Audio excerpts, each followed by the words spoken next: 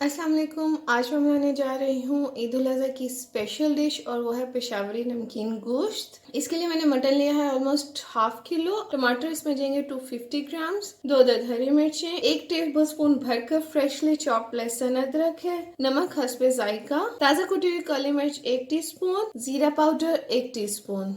एक cooking pan हमने लिया है, इसमें मैंने ऑयल गरम किया है। ऑलमोस्ट 1.5 टेबल स्पून के करीब ऑयल है, इसमें हम ज्यादा ऑयल नहीं डालेंगे। जब ये गर्म हो जाएगा तो इसमें हम मटन फ्राई करेंगे। मटन आप यहाँ देख सकते हैं कि मटन आपने इसके लिए पेशावरी नमकीन गोश्त के लिए जो मटन यूज करना है वो हड्डी के साथ होना चाहिए और ये फैट के साथ होना चाहिए। जब तक ऑयल गर्म करते हैं हम ये करेंगे कि हम अब मटन को लहसुन और अदरक लगा लेंगे।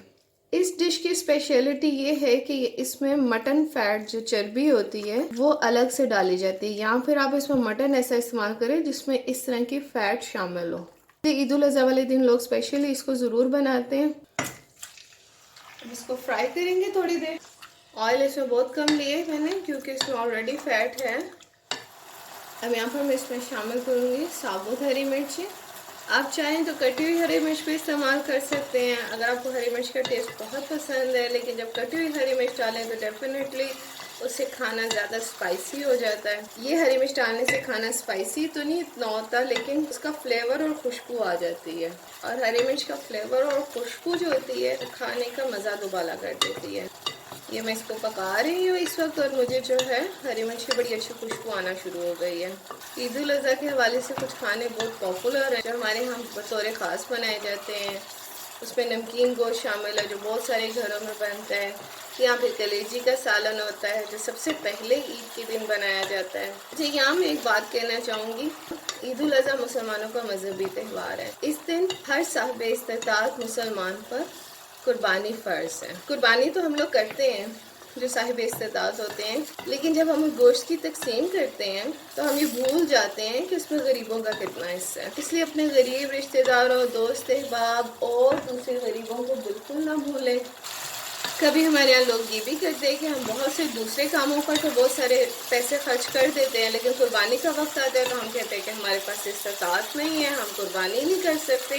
ये भी एक गलत एटीट्यूड है। इसीलिए आपको चाहिए कि आप जितना अफोर्ड कर सकते हैं अपना मजहबी फरीज़ा ज़रूर अदा करें। मजहबी फरीज़ा अदा करें, कुर्बानी करें और गरीबों को ज़रूर याद रखें। यहाँ पर अब मैं इसमें शामिल करूँगी ज़ीरा पाउडर। अब इसके अंदर जाएंगे टमाटर। टमाटर डालकर अब हम इसको थोड़ी देर के लिए ढक कर रखेंगे। यहाँ पर अब हम इसको थोड़ी देर के लिए धीमी आंच पर पकाएंगे।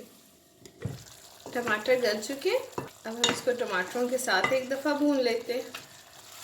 अब यहाँ पर मैं इसके अंदर गर्म पानी शामिल करूँगी, बॉइल्ड वाटर, और आंच धीमी करके इसको अब पकने के लिए रखूँगी जब तक कि ये गल जाए। इसको अब हम चेक करते हैं, तकरीबन ये तैयार होने वाला है, गलने वाला है। अच्छा, यहाँ पर मैं इसको इलायची के बघार वाले चावल के साथ सर्व करूंगी। तो मैं आपको बताती हूँ वो मैं कैसे बनाऊंगी। यहाँ पर मैंने लिए तकरीबन 6 अदद इलायचियाँ और 6 से 7 अदद लौंग। जब ऑयल गर्म हो जाएगा हम उसमें ये डाल देंगे।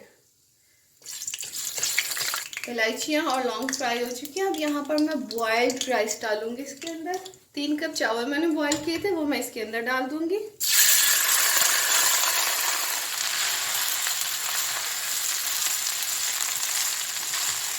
अब मैं इसके अंदर कलर डालूंगी, येलो फूड कलर है।